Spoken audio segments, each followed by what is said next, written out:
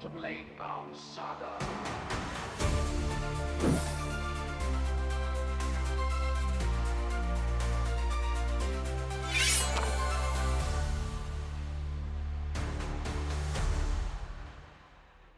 Welcome to BladeBound Saga. My name is Daniel, otherwise known as Rice Combo Online.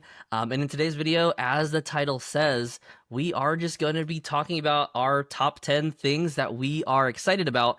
And I'm saying we because we have a special guest and we're kind of collaborating. I want everyone to go ahead and welcome True from Shield's Rest. Before we even jump into that, True, do you want to introduce yourself and who you're from and where people can kind of find you?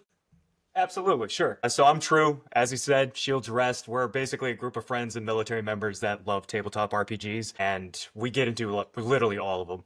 World of Darkness, Daggerheart, DC-20, Genesis, even D&D from time to time. So yeah, we absolutely love that kind of thing. But yeah, so as we have kind of alluded to, we are doing a top 10 things that we are the most hype about Daggerheart. With that, we had some conversations before the call, messages back and forth about really kind of solidifying a list. So this list is kind of just an average of both of our individual lists. And the reality is we probably could have way more than 10 items on why we're excited about Daggerheart.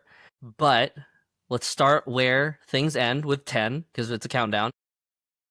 In the 10 spot, it actually was a tie. And we put values to like what each one were for a list, and 10 became a tie between two topics. The first one being armor and evasion, and the second one I think has it's fairly broad, but a system has a room to grow. Armor and evasion I know wasn't something initially on, or armor and evasion was something that I think a lot of people didn't really know what to make of at first. I'm curious to see because armor is essentially a mechanic where whenever you take damage, you can use armor slots to reduce that damage, which will be changed in the final version as we've kind of learned to know. But I'm curious to see like how do you feel your group has transitioned from like armor to or from a system with no armor to a system with armor? So funny enough, my group has actually utilized armor before, but we used it from the Genesis system, where armor is just the value you have, and it reduces damage no matter what. Like that's just the value that's there. So if you take 10 damage and you have 8 armor, just you take 2. That's it. So not too big of a step for us, but I do have a group that is primarily D&D based, so for them to start utilizing armor was very different for them because now it's like my armor does things now. It's not just a system to actually penetrate and actually deal damage to me. So that was a little weird for them at first, especially when also having an evasion class as well to kind of couple with the armor. So it took them a quick second to switch gears, but it really wasn't too bad. I haven't seen any too jarring effects from it anyways. Yeah. And I think the nice thing is they are simplifying it, which I think makes sense considering how they do want it to be a lot more free flowy, where Yes. armor is now, instead of having to do this like weird subtraction calculation, it's not really weird, it's just math. It's not that difficult, but No, no. it's just taking whatever that damage threshold is and you just lower it. So if it's severe, it then drops to a major. If it's a major, it drops to a minor. If it's a minor, it drops to no damage, which I think streamlines it a lot. Basically has the same effect. It does for sure, but I think either way kind of works. I didn't mind it in this particular iteration, at least from the 1.5 side where you do the math. I don't mind it so much, but it does streamline things that much further, so that way you're not bogging down play. So I do like. Well, yeah, 100%. And I think even in some of the Let's Plays that I've had on our channel, it has math is still math. So for some reason, whenever I feel like you play tabletop RPGs, suddenly 4 plus 7 becomes the hardest thing, even Absolutely. though you've been doing it forever and ever. So I like that they're adjusting that. But yeah, let's talk about the tiebreaker for this before we jump to 9, which the system has a lot of room to grow, which is pretty abstract, I would say, as a It is. category. So the reason why I put that is mainly because I think there are a lot of places in which it can grow into a little bit further. It has time to like change things if they really wanted to, if they didn't feel like it was as well rounded out as it could be. One of the things is like the domain decks for me. I like the domain decks, but I feel like there could be more to it, and I'd like to see them expand upon it or even change some of the way that it works a little bit. Just small minor things, but I think that's why I like such early on systems like this, is they do have that room to grow before they become cemented as what they are. Kind of like where D&D kind of got cemented in what it is, and now that it's changing, it's kind of having a weird effect on a lot of folks. So Daggerheart doesn't, or I don't think anyway, they're going to have that issue. Yeah. And I also think that when it comes to growth, and we're seeing this a little bit with the campaign frames. We still have like 3 campaign frames that we still don't know a whole lot of information about, but Right. with it being setting agnostic, where they're not saying you're running this in Greyhawk, you're running this in Faerun, this is Exandria, it really makes it so the magic can lend, and they've built it in a way where it can lend to really any system. Absolutely. I'm curious, have you tried any of the like non-traditional fantasy like sessions or campaigns in the Daggerheart system? How do you mean, like the actual campaign frames that they have built in right now? So I've kind of like bent the system a little bit, and I did a sci-fi one shot where Okay. it was hyper fantasy and AI has taken over the world, which is kind of getting a little closer as I feel like the world is. Yeah. And we basically took every mechanic that we had as is, and we played it. And honestly, it was probably one of my more favorited one shots that I ran last year. You know, I haven't done anything outside of the fantasy medieval side. I've been wanting to get more into like maybe a little bit of a mech situation to see if it can apply in more of like that Gundam-esque sort of RPG situation, but I haven't really attempted to yet. There's also one I do want to try out. I don't know if it's actually going to work out, but I feel like it could. And this is just me being a little bit of an anime nerd, and that's going to be Naruto. I kind of want to see if it could apply in that sort of structure that they have, because it is very much so fluid and it's meant to be whatever you're kind of wanting to go for, whatever your style is. And so I want to see if it could apply in that way, but I haven't attempted it yet. Yeah. So, yeah, I think that's one thing that I think is going to be really fun about the system, because you can bring whatever you kind of want. And I think that it does have a lot of growth in that aspect. So, Absolutely. all right, the next one we put down, and I think this was on both of our lists, though I think and worded a little different when we initially sent it, which was connection questions. This is one of my favorite mechanics. Immediately, like when I hit the quick start, for me, my group, I put these connection questions down. I started asking questions, and one comment from one of my players was, I already feel closer to the other characters in the story than I have with the campaign that we've been playing for a year. I was like, I love okay, that. interesting. And for those who don't know, connection questions are a set of questions that are class based, that you ask around the table at session 0 to kind of build the rapport of the party. But yeah, any stories from your end with connection questions and how well it's worked at your tables? Yeah, so obviously for my D&D group, that was a little bit different. So that for them were really just immediate connection with every single character, which was a lot of fun. But with my group that I normally play Genesis with, they were kind of already used to some of that between Legend of the Five Rings having their 20 questions, which is a bit much, obviously, but you essentially enter the game with a backstory, the connection with all the players, everything else that goes with that. So seeing that in Daggerheart really started to kind of make me gravitate towards it a little bit more than I thought I would.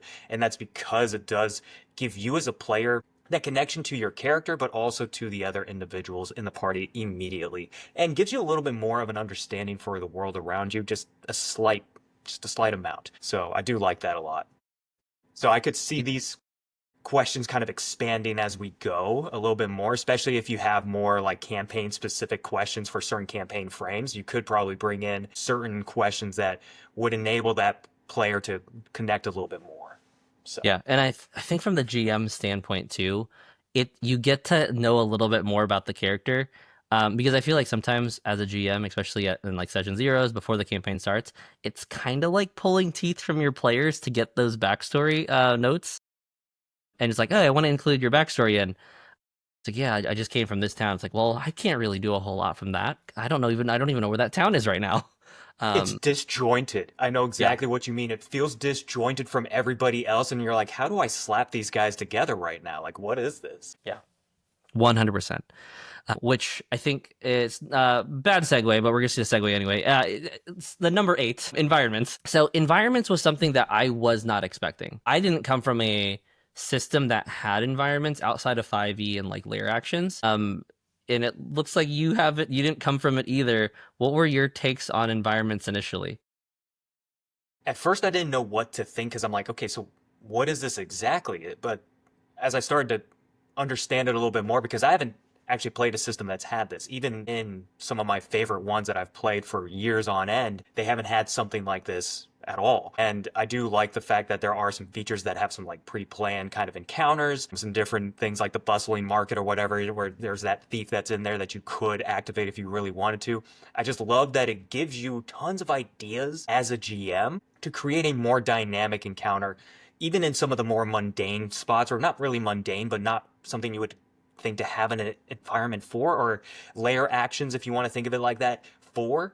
It gives you those kind of great ideas that brings in more thought process and creates a more interesting game for your players that they're not even going to expect. And I think that's what I love so much about the environments, is it just forces you to think about it a little bit more, especially even tacking on a difficulty to it in a certain tier. I love that so much. I fell in love with environments almost immediately.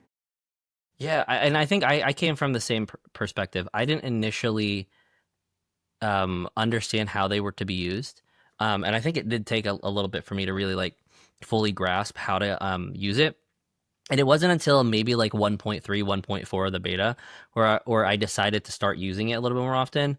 And I was like, I need to at least play test them to give feedback on what I think. And I think me forcing myself to include environments made me realize this is helpful in a lot of ways. And it makes, especially for the combat ones, it makes combat incredibly dynamic.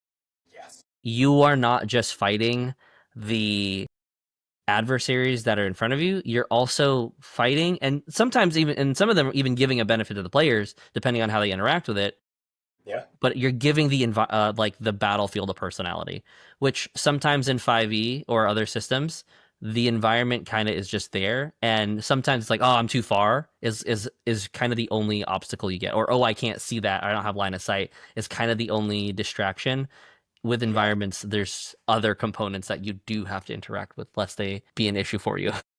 It stops it from being so bland. And I think the one that really cemented it for me, that got me hooked, was the cult ritual and the particular feature of desecrated ground, where basically it takes the players, what do you call it, the hope dice, and take it from a D12 to a D10 until they progress that countdown, basically destroying or rectifying whatever that desecration is, to then get their D12 back for their hope dice. And I thought that was just a brilliant idea that just set me thinking about so many different home featured ideas out there for when I do want to actually bring environments into my campaign in certain spots that would be applicable to. Yeah. So yeah. I love that you said that, because that was that desecrated ground is a mechanic that I will splash into almost every boss fight. Yes. I love Not that. necessarily every boss fight, but in many boss fights, I will just throw desecrated ground in there because that's just such an easy pull. The players get there, it's like, no, I'm too close, or I shouldn't be here, and then it changes how they want to react and how they want to maneuver the battlefield. Absolutely. Yeah, this is a better segue, but with environments, we must obviously talk about the adversaries in Daggerheart. The adversaries being the one of the main characters you end up playing as a GM. Both of us being GMs, how do you feel Daggerheart did when it came to NPC adversary design? Because there's a lot and a lot of different kinds. There is so much. So I've been doing a series on my channel that is looking more at the adversaries to hopefully help folks out, not only understand the stat blocks that you're reading, but also how you can use them, because there's so many different ways. You can use them from a social encounter side as well as the combat side, but it's not strictly just combat encounters. It is that social encounter bit. And I love that they created features for those adversaries to have social encounter features, these things that you wouldn't otherwise think to have, that you wouldn't see in any other RPG out there, that is now lending itself to be like, okay, well, this royal advisor, or sorry, the merchant baron's calling in guards, or the royal advisor, I'm forgetting one of them, but basically you're able to do different things to kind of degrade the players a little bit, well, particularly their characters in certain social interactions. And I absolutely love that because it does hit on every single area out there. And the fact that they streamlined, and this is the big thing for me, the fact that they streamlined those stat blocks, that you don't have all of the different, what do you call it, traits, the characteristics to them. You just have their attack modifier, their difficulty, and the weapon that they've got on them. Absolutely love that. And just very simplistic by comparison to, I think, what we're all kind of used to with D&D, where you have a page to sometimes even 2 pages worth of a stat block for one adversary, for one monster. Like, how does that make any sense? And you only get close to that with the features for like tier 4 type adversaries. And I think that's so great to mitigate that down and streamline it for you as a GM so you can run multiple individuals and they all still have that particular feature that makes them who they are. And you can portray that really easily without feeling like you're lost in the stat block or forgetting something or you're constantly reading it just to understand it. I barely have to look at that stat block now, besides when I want to look at that feature really quick for just a quick wording thing. But for the most part, it's really not that complicated. And I think that's what's Yeah. so great about them. And I think it's also one of those things when it comes to managing an adversary, especially when you're managing multiple adversaries.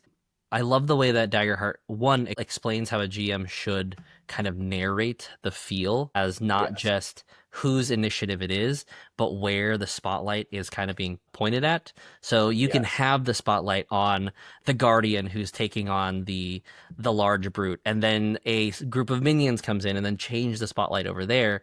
And you're not worrying so much about this one minion has 7 health, this other one has 7 health, this one has 4 health, this one has like 20 health, and then the brute over here has 50 health. And you're having to constantly change it or adjust those numbers. And then you have a player that hits one of them, and then you forget, okay, which one is Goblin 1, which one's Goblin 2, which one's Goblin 3. They very much, and I really appreciate this with how they made the system, where if there is more than one, you just kind of put them into a minion section or a horde section, and they are meant to be fodder. Because I think most of the time as GMs, whenever we are throwing minions, the intention that we have is often they're here to die and to an extent be a little bit of a distraction and put pressure on somewhere else on the map. And oftentimes in actual play, in an initiative-based system, you're moving each individual one, and then the coding you have for them to be like, I'm going to have these group of individuals target this section. They slowly do end up splitting to doing multiple different things. And then you have to remember what all those are doing versus a horde mechanic, which this group of minions, zombies, goblins are heading in one direction, which does cut down on the crunch from the GM side, which I always feel bad sometimes as player or with my players because I'm taking 7+ turns because of all the minions I have. And they all only had one individually, and it feels weird to me, but it doesn't. I don't feel that tension with how adversaries are designed in Daggerheart. I agree. Absolutely agree. Which the final topic that we'll talk about here, as this is a part 1 of the series, is duality dice. The kind of one thing that I think everyone is very skeptical of because it's not a D20. I myself definitely was a little skeptical because I have so many shiny different D20s, and once they said, "Oh, you need D12s," okay. I don't have any great D12s. They're kind of just part of a set, and I only have one of that set. But as we kept playing, I realized that I love the fact that because of this duality, we have this resource that players and GMs have with hope and fear. I'll talk a little bit about the player side, but I do want to know how you feel about the fear side as the GM and what you're able to do with that duality dice. So I do love that side of it, especially with the way that we're getting away from the action tracker. I've gotten away from the action tracker a long time ago, at least from the combat side.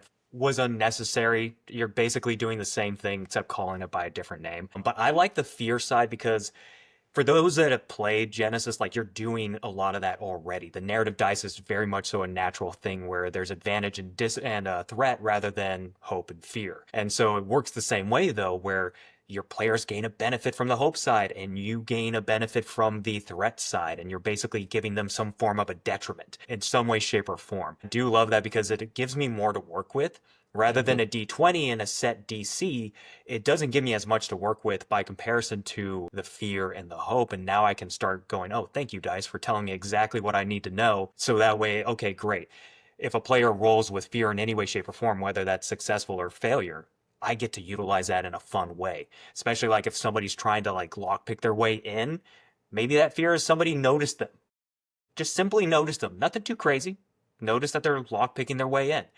But I get to utilize that fear in different ways to make it a little bit more interesting for the players, for the story, when I wouldn't have thought of that to begin with. When I might have just gone, oh, okay, great, you failed. Or great, you succeeded. keep moving. You know, when you just kind of rush past a lot of that, fear and hope kind of force you to think about it a little bit more.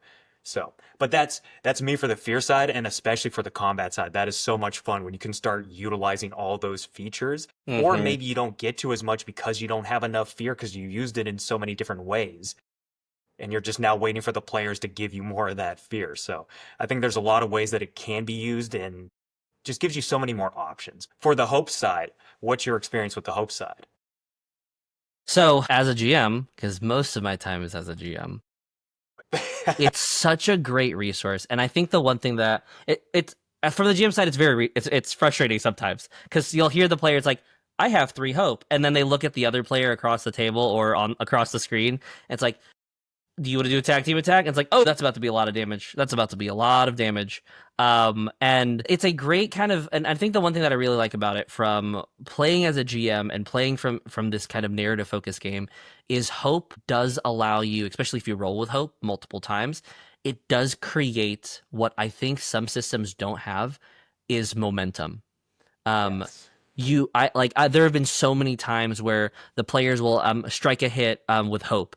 Then I'll narrate as you strike, you see that they kind of get off balance. It's still your guys' go. Who wants to take a strike before they regain their balance? And so you get that momentum back to back. And as you are hitting with hope and using those that resource, you start to see the players kind of start to whelm up and like get that confidence, and you start Yeah. to see a lot more of that collaboration of and I think very quickly like the players start to realize like what other people can do, and then it's like I'll throw a it's not a guiding bolt in this system, oh my goodness, it's the other one. Bolt Beacon? No, not Bolt Bolt Beacon. Beacon, there you go. I Yeah, it think is that's what Bolt it is. Beacon. Yeah, Yeah. it's Bolt Beacon. But you see them cast that first, so that way the other player can come alongside or give advantage to the rogue by making them vulnerable. And so you'll see some of these like interactions, and they start to learn a lot about their abilities because it is something that everyone is kind of gaining individually, and then they're combining these abilities together, which is the hope, the ability to use experiences, the ability to use basically many of your features that are tied to the game are built on this resource. And I think the one thing that I really love about it, that I find really difficult with a spell slot system, which other TTRPGs have adapted, is when you're out of spell slots, all you have to do is roll a couple more times, and now you have spell slots back via hope. Like you are Yes. never at a point where you are completely out of a resource. You can gain that resource, or a player like a Soldier's Bond, or a Bard Rally, or whatever features that you end up adding, giving your other players extra hope Yes. and really manipulating that resource. I thought is really cool. Um, I did want to mention like one thing about the duality die that I think is really nice for players, and I think is helps with it. Or one thing that I think from the math side of it is you don't have a strict binary system like D&D or Pathfinder or any of the other D20 systems where it's no longer just I pass, I fail, and maybe sometimes it's a crit success or a crit fail, but most of the time it's still success fail. In this system, we do have a kind of array of success with hope. So there's that extra bump on top of a Yeah. success with fear, which is success with something being drawn back, a fear or a failure with hope, which is a failure, but you still get something. You're still not fully out of it yet. And then the true full failure where it does not occur. And so that break from binary, I feel helps a lot at the table of realistically like what actually happens in any scenario. Like nothing's ever really that black and white. Oftentimes there is some things that you can still pull out of the rubble. To that point, whenever my players have a failure with hope, typically, especially if they're doing something that is kind of requiring them to understand whatever's in front of them, whether that's a lock, whether that is almost essentially trying to figure out a puzzle of some kind. With that hope, I give them something like, oh, hey, your character's starting to understand this a little bit more. Next time you roll, go ahead and roll with advantage this time. You know, like I give them some form of a boost in some way, shape, or form, or at least something besides just, yeah, no, it's a difficult luck, sucks to suck. You know, there's so much more to it than that. But I love that there are those 5 outcomes that you just mentioned because it gives you so much as a GM. It helps you to work on your improv almost. Mm-hmm. But in that moment, like, how can I help my player out now that they rolled with hope, even though they failed? How can I give them a small detriment even though they succeeded. I love the yes, but, kind of situation that you get from those duality dice. Yeah. And it is more consistent for players too. Yes. Just by nature of how the duality works, like you end up having a bell curve. So you have your really consistent middles instead of a kind of linear line. And now I'm going into math, and now I know I've lost half of our audience. But with that, duality dice is still really great, and especially I'm interested to see what dice makers come up with after Daggerheart to see what kind of cool special dice show up, because I know that someone's gonna have something like just really overly expensive that will probably somehow get me dice. Every time. Yeah. Every time. I know what but you with mean. that puts us in the first 10 topics of our conversation. We are going to now shift over to Shield's Rest and over to their channel to finish out the top half of this list. But as always, don't forget to like, comment, and subscribe to not just my channel, but also Shield's Rest. And so with that, we'll see you guys over there. Hell yeah. From ink and steel, stories are forged. We are BladeBound Saga.